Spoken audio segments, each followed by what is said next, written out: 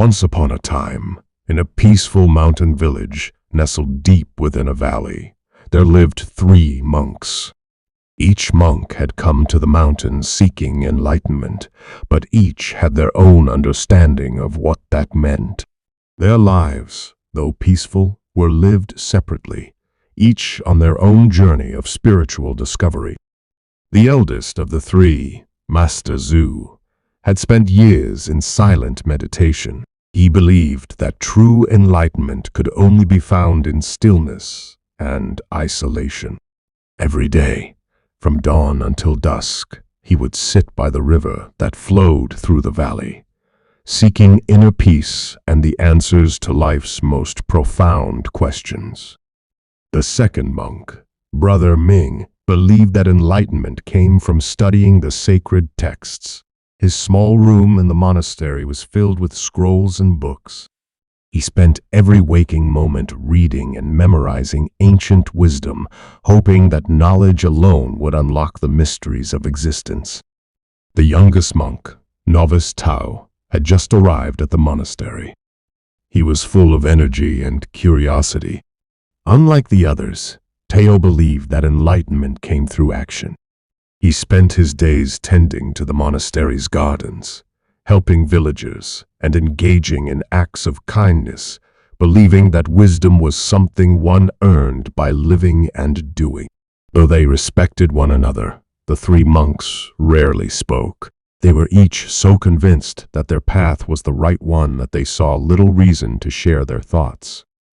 Yet, despite their devotion, none of them felt truly enlightened. Each, in his way, felt that something was missing, something they couldn't quite grasp.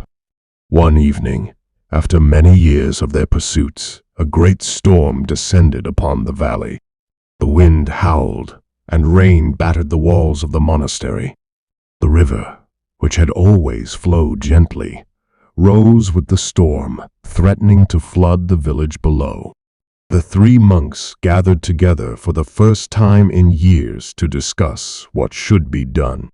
Master Zhu, the eldest, spoke first.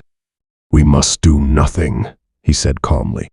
"The river, like life, follows its path.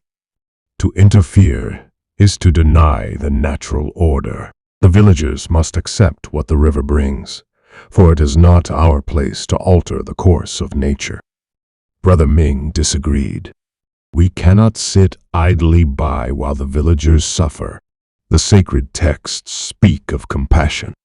We must warn the villagers of the coming danger, for it is through knowledge that they will survive." Novice Tao, however, had already left. As the storm raged outside, he ran down the mountain towards the village. Without hesitation, he knocked on doors, warning the villagers to seek higher ground. Some listened and fled to safety, while others, skeptical of the young monk's warnings, chose to stay behind. When Tao returned to the monastery, drenched from the storm but undeterred, he found the other 2 monks waiting for him. "You acted recklessly," said Master Zhu. "You interfered with the river's natural flow." "You should have consulted the texts," added Brother Ming. "Knowledge would have guided you." Tao, however, was undeterred. "I could not stand by and watch them suffer," he said. Action was needed. The 3 monks spent the rest of the night in silence, listening to the storm outside. As dawn broke, the storm passed, and the river, swollen from the rains, had indeed flooded part of the village. However, thanks to Tao's warnings, many lives had been saved. The villagers, grateful for Tao's courage, came to the monastery to offer their thanks. They brought gifts of food, flowers, and candles, hoping to express their appreciation. As the villagers left, the 3 monks sat together, reflecting on what had happened. For the first time in years, they spoke openly and honestly with one another. Master Zhu, though wise in his way, realized that his stillness had led to inaction. By choosing not to interfere, he had distanced himself from the very people he had once sought to help. Stillness is important, he said, but it must be balanced with compassion. Brother Ming also realized the limitations of his path. His pursuit of knowledge had isolated him from the world. He said that wisdom is not something to be stored in books. It must be shared, and it must be lived. Novice Tao, the youngest and most inexperienced, acknowledged that his actions, though brave, could have been more thoughtful. He said that action is necessary, but it must be guided by both wisdom and compassion. In that moment, the three monks understood that enlightenment was not found in a single path. Stillness, knowledge, and action were all parts of a greater whole. To live a truly enlightened life, one must balance all three. From that day forward, the monks no longer lived separately. They worked together, blending their strengths. Master Zhu taught them the importance of meditation and reflection. Brother Ming shared the wisdom of the sacred texts, and Novice Tao led them in acts of kindness and service to others. As they lived and learned from one another, they discovered that the path to enlightenment wasn't one that could be walked alone. It was a journey shared with others, a balance of thought, action, and reflection. The storm had not only tested their beliefs, but also revealed the true nature of wisdom, that life, like the river, is ever-changing, and the key to navigating it is to embrace all its currents: stillness, knowledge, and action. The story of the three monks teaches us that life is not about choosing one path over another, but about finding balance. True wisdom comes when we learn to meditate, think, and act in harmony. The monks learned this lesson in their mountain monastery, and it's a lesson that can change our lives too, if we are willing to embrace all aspects of what it means to be human. Since life is believed to be suffering, Buddhism's ultimate goal is to end the cycle of suffering, the cycle of repeated death and rebirth. Achieving this goal is called nirvana. What is the significance of life? This is an important question. After birth, a human being rapidly ages, then dies. Between the processes of birth, aging, being sick, and dying. But what is there to achieve? What is the significance of this? These questions are a puzzle. As children, we unconsciously follow social norms and often live without thinking about these questions.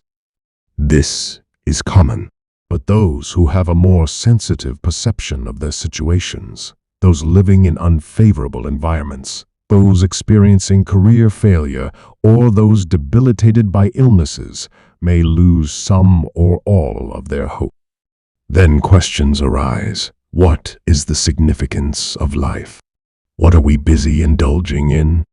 According to the Buddha, life, the world, and existence are dependently derived. This means that all phenomena and existence do not arise due to the instruction of a god, nature, fate, or spontaneity, but rather due to the law of dependent origination. Under the interplay of main, auxiliary, and various complicated conditions and reasons, we exist as we are now. Everything exists due to causes and conditions. From the perspective of causes and conditions, existence is referred to as the effect. Therefore, life and the world are the product of a stream of extremely complicated causes and effects, and they strictly abide by the law of cause and effect. The key to creating a meaningful life is to block out the distractions and search within yourself. This is the initial stage in developing a monk-like mindset. Adopting a monk's mindset involves staying composed and concentrated no matter what challenges life throws at you. In studies conducted over the years, it has been revealed that monks are among the happiest, calmest, and most focused individuals in the world. One monk's brain was found to produce the highest amounts of gamma waves, which are associated with attention, memory, learning, and happiness ever recorded. However, many people believe that in order to achieve the same level of inner calm, peace, empowerment, and detachment from anxiety and pressure that monks have, they would need to give up all their worldly possessions and walk away from their current way of life. In general, monks have little or no contact with the outside world, including their own families. The purpose of the monastic life is union with God, and the means to achieve this is to leave the world. The life of a monk is a special calling by God to lead a life of prayer.